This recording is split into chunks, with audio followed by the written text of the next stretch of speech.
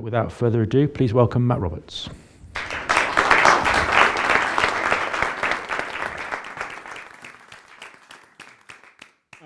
Good afternoon. Welcome those in the room, welcome those on the web. I'm going to talk a bit about sustainability. We've heard sustainability mentioned several times today, and where does it fit?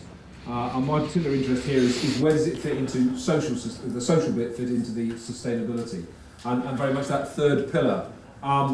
Start off with Sustainability 101. Most of you will know this, but just in case there's one or two in the room who don't, sustainability has three pillars. The first of those pillars, can somebody advance the slide for me, please?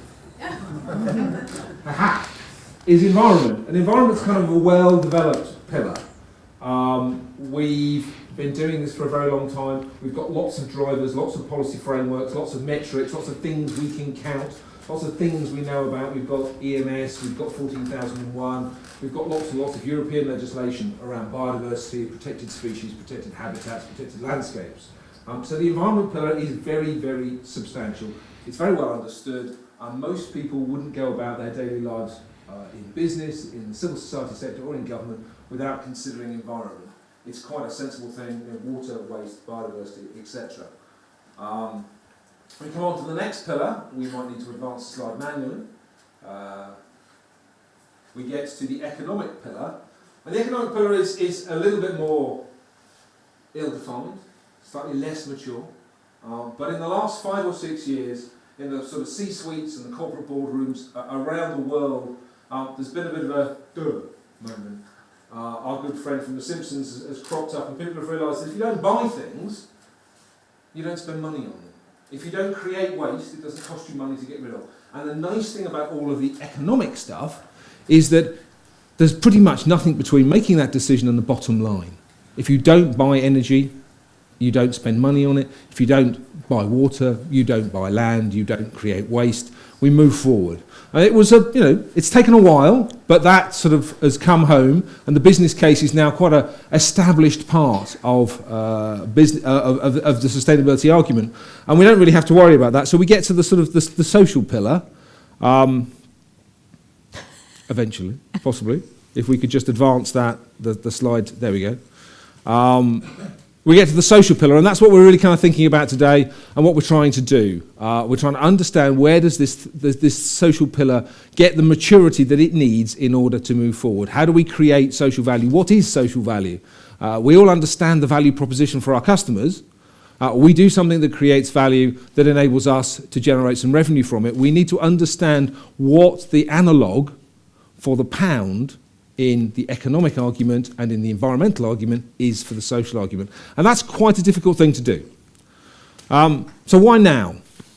Why now is the social pillar coming to maturity? We're seeing a migration from concepts around ownership, possession, and individual sovereignty to ideas about access to, use of, collaboration with, and this marvellous thing that's called the wisdom of the crowd. And you are the crowd, and you are wise today, and we hope that maybe you'll be a little bit wiser, I'll be a little bit wiser, we'll all be a little bit wiser at the end of this. So what's the evidence for all this? Here we go. We've heard mention of the Occupy movement already, that's social action. We've seen and we've heard about the Arab Spring, that's social action. We've got Kickstarter. Anybody contributed to Kickstarter? I'm a man wearing a Pebble watch funded by Kickstarter. We've got YouTube stars, what we whizzed past. Anybody who's got a teenage daughter will know all about the Vamps. They started on YouTube. It's a complete industry. We've got Airbnb, which is a bit of a celebrated kind of success story. And we've got the granddaddy of all collaborative sharing, which is iTunes, kind of rapidly being moved on by Spotify. We saw the Icelandic constitution wandering through there. That was a crowd-funded or crowd-sourced 900 people selected across Iceland to rewrite their constitution. Having been instrumental in that financial bubble, they then needed to start again. And so they started with a crowdsourced model. And if anybody doubts whether or not this sort of populist social action has any kind of traction, some of you may be aware of there was a thing called Davos that finished on Saturday. This is the Financial Times introductory article on last Wednesday, talking about how popularism and that social driver is really having a big impact on the global elite at Davos. They can no longer ignore it. These articles all start with, actually, we can't walk away from this. We have to take it seriously. Otherwise, it's going to get worse. This is clicker wars. So, for me, there are 3 T's in the elements of this social pillar that's beginning to come together. There's transparency. Transparency is quite scary, as some of those clips will have just shown us. And people are very uncomfortable with transparency, but it's a huge and advantageous thing for us to have. We can't actually make social value real. We can't find some of the answers without transparency, but transparency means we are going to be accountable. And that's quite uncomfortable for a lot of people. The next T is technology. And technology has a dark side, illustrated by these 3 characters: Julian Assange, Edward Snowden, and Bradley Mannings. But they, along with some transparency, have enabled us to discover a great deal more about what's going on in the world. And technology is enabling us to find out stuff about where things go, to track metrics. Open source data is incredibly important. So the second T is technology, and all of these T's have this kind of bipolar characteristic to them. And the last one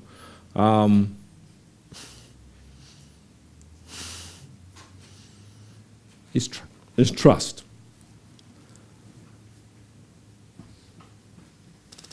We have to trust the organisations that we provide our information to. They have to trust us in return. Without trust, we cannot move the social agenda forward.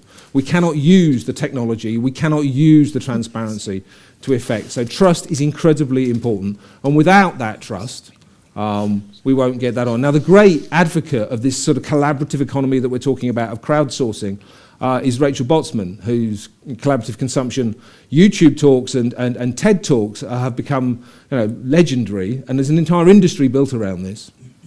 She sees things like eBay and Airbnb and Zipcar as clear indications that we have made a step forward in our ability to trust total strangers, driven by technology and driven by transparency. We can see that the eBay purchaser or the eBay vendor, we can see their performance, we can see their rankings, we can see what people think of them. We have a technology platform that puts us in touch with them, and so we've got this trust that comes out of the back of it. And these are all really important parts in building this social pillar, because without those various different components, nothing will happen. So what is social value? We've got to agree a language. Agreeing a language is a sign of maturity. When we're all running around talking about different things, it's because we're searching through the darkness, trying to find the answers. So social value is about agreeing a language, and I think there's the language that we're trying to agree today, the language that is being tried to agree through government, through the NGO community, in civil society and in business, is an indication of the fact that we've got some real maturity taking place. So we're trying to agree some language.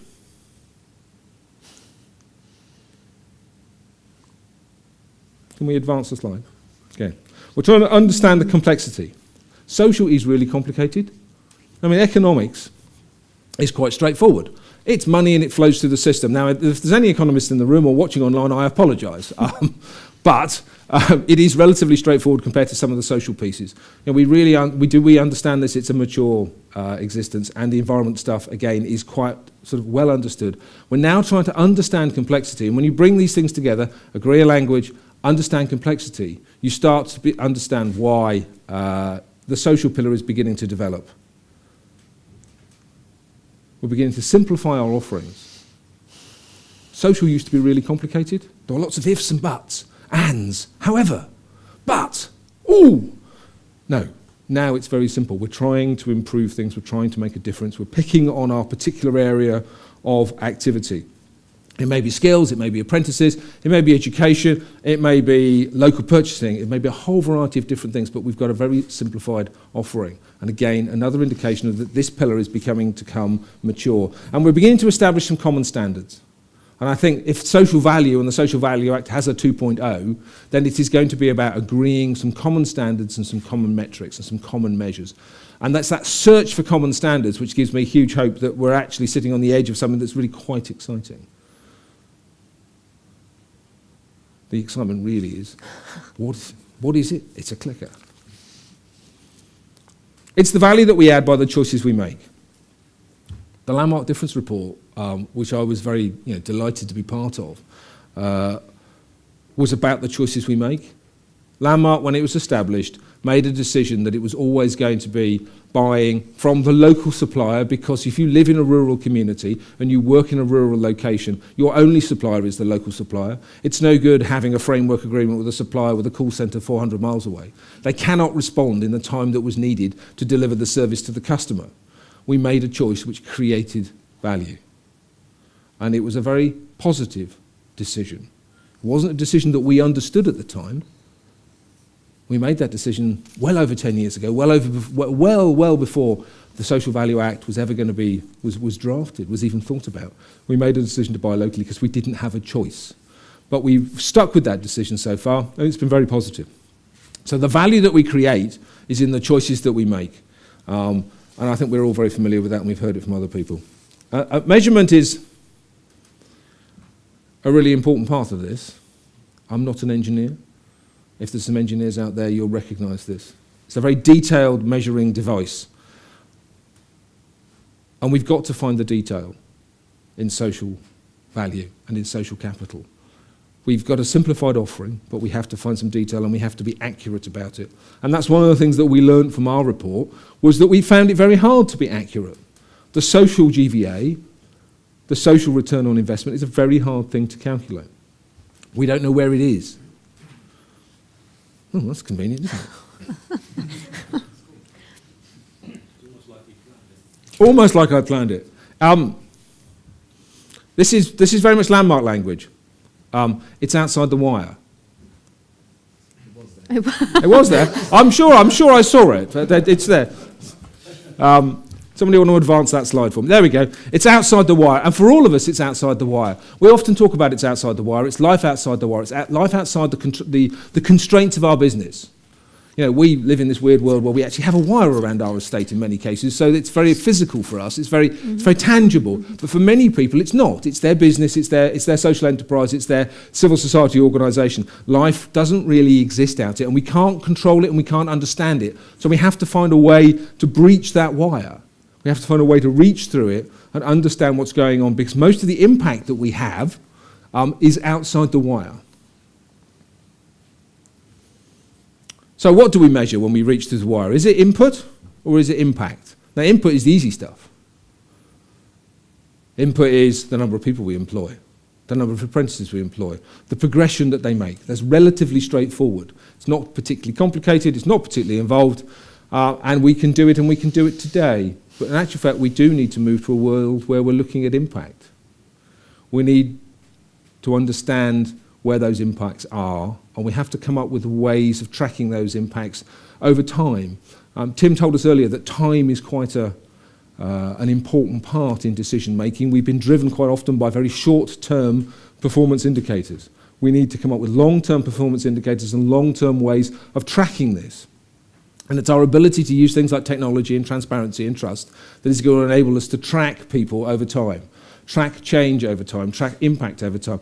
If I go in and help in my local school in the village that I live in Wiltshire, and it sees an uptick in attainment from some of the children in that, how does that then play through over the next decade to sustain that community?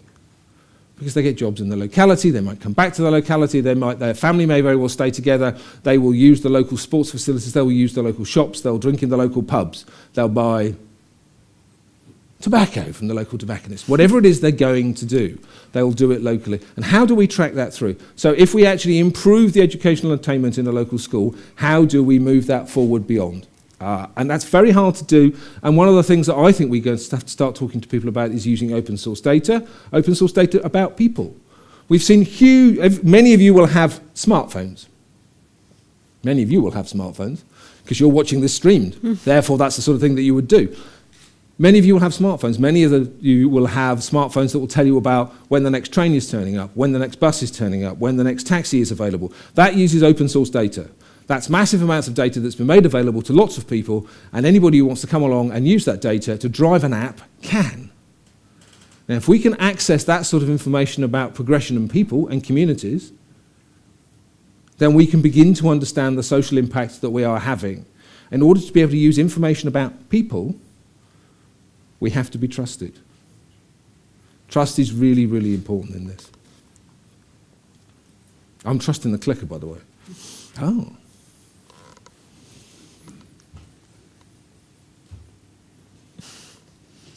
Yes. My trust was not misplaced. Okay, transparency. So we can see it. We can see the impact that we're having. We can see the changes that we're making. Transparency enables us to do that. People are prepared to provide data for free, make it available and talk about it. So transparency is one of the T's that we can make forward. Technology, we can track it with relatively simple tools. Decoded, an interesting organisation that will teach you to code in a weekend. They'll teach a 12-year-old to code in a weekend.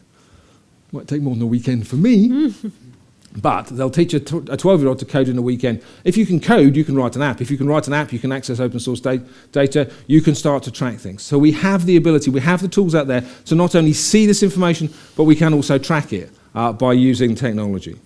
And I find it quite odd that we're talking about using technology in a social environment, but it is probably the way it's going to go. And trust, we are allowed to do it.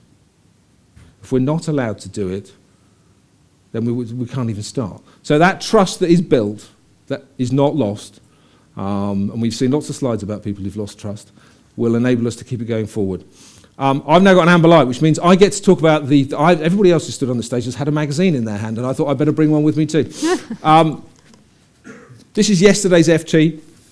The FT Business Education Supplement. In here it talks about the rise of social entrepreneurship, and I think something just to leave you with as a thought before the light goes red.